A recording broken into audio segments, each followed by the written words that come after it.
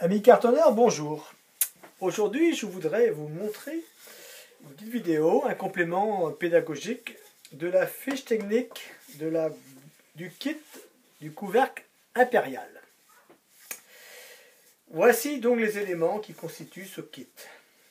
La fiche technique, elle est ici et j'y ai inscrit tous les différents cartons et comment préparer le couvercle et les pentes. Alors je vais vous expliquer. Je la mets de côté.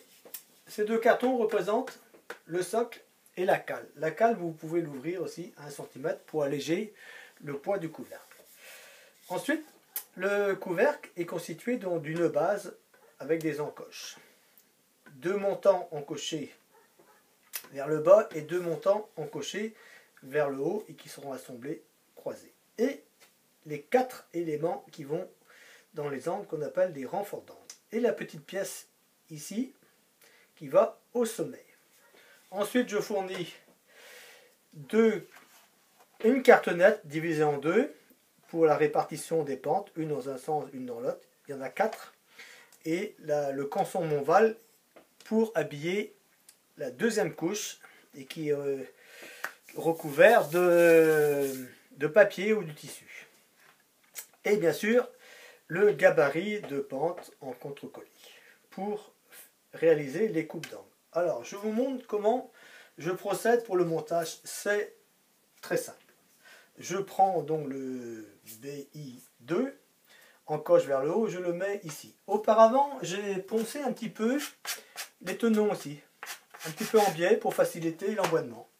Je mets de la colle ici et, sauf aujourd'hui bien sûr, sinon je ne pourrais plus décoller. Je prends le deuxième, je le mets comme ceci. Je prends celui-ci, je le mets dans l'autre sens. Je le place je le fais descendre et il se met dans les encoches. Je prends celui-ci, je le fais glisser. On n'est pas obligé de coller ici dans les angles. Voilà, je le mets bien là. Voilà. Donc je monte la charpente, je mets de la colle ici. Et je prends le petit carré que je mets ici. Le petit carré ici, il sert à une zone d'encollage des papiers. Voilà. Ensuite, je prends donc les BI3. Je prends ma poncette circulaire et je ponce le biais ici. Puisque autrement, comme le renfort d'angle est dans l'angle, le carton est coupé à 90. Si je ne ponce pas, il va soulever la pente. Donc il faut poncer ici.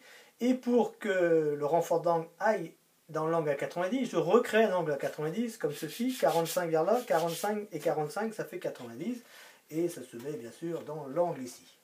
Clac, ici, voilà. Je fais ça sur les 4 côtés et je les mets en place comme ceci. Je fais un pré-ponçage. Là, je vois que je n'ai pas poncé tout à fait assez. Je le ferai sur place comme ceci. Une fois encollé et bien sec. Voilà, je retourne l'ensemble et je mets celui-ci en place comme ceci. Et tout va bien. Et le quatrième comme ceci. Si ça dépasse un soupçon, je vais peaufiner le ponçage sur place une fois que la colle aura séché. Une fois que la colle a séché, je prépare mes bandes. Je mets celle-ci de côté. Je prends le gabarit de pente que je place ici. Avec mon crayon, je coupe. Hop et hop. Et vous remarquerez une chose, que le gabarit, il est plus long que la base. Évidemment, j'ai fait exprès. Pour vous obliger à pointer sur le support. Je prends donc ma cartonnette exemple. Je trace à droite, en positionnant bien le gabarit exactement le long. Je mets le gabarit de côté.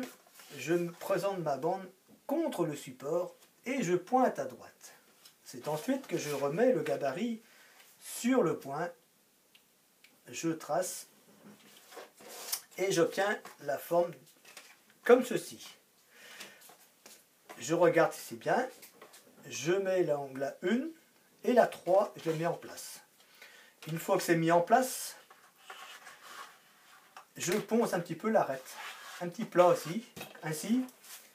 Le plat de celui-ci va se poser sur le plat de celui-ci. Et je mets les 4 côtés et je peaufine les angles s'il y a un léger dépassant, je peaufine avec ceci. Voilà. Une fois que ça c'est posé, je prends le conson Monval. J'ai assez de... Je reprends, hop, je trace ici, je renouvelle l'opération. Je repointe là-bas.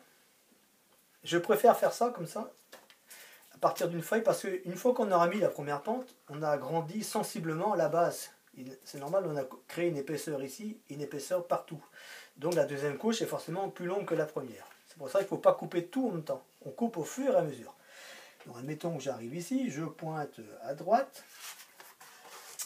et je remets le gabarit exactement sur le point, comme ceci, et j'obtiens la courbure. Voilà. Et ici, donc, je serai coupé là. Donc, j'en fais un et j'en fais un deuxième.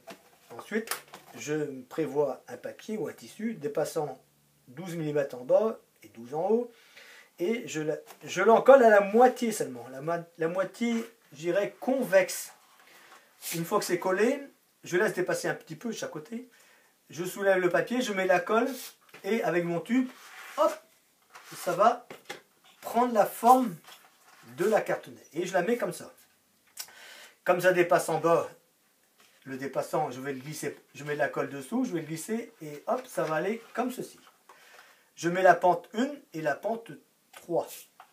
Une fois que j'ai mis celle-ci, admettons que c'est ça là, celle-ci, il faudra la remborder avant.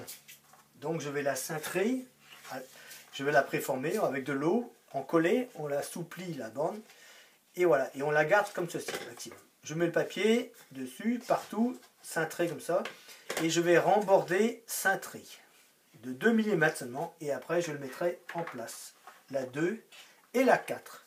Et une fois que ça, que c'est fini, je peux prévoir les petits sommets ici, pour mettre le bouton, j'habille le socle, soit totalement, et je viens le mettre ici. Et pour que le couvercle ne bouge pas, la cale sera fixée dessous. Elle sera fixée dessous. Mais la cale, il vaut mieux l'habiller en dernier, une fois que la boîte est finie. Parce que là, suivant l'épaisseur des papiers, la dimension intérieure de la boîte peut changer.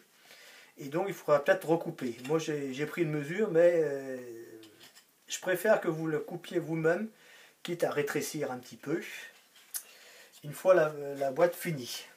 Voilà. Donc c'était un complément de la fiche technique de la boîte impériale.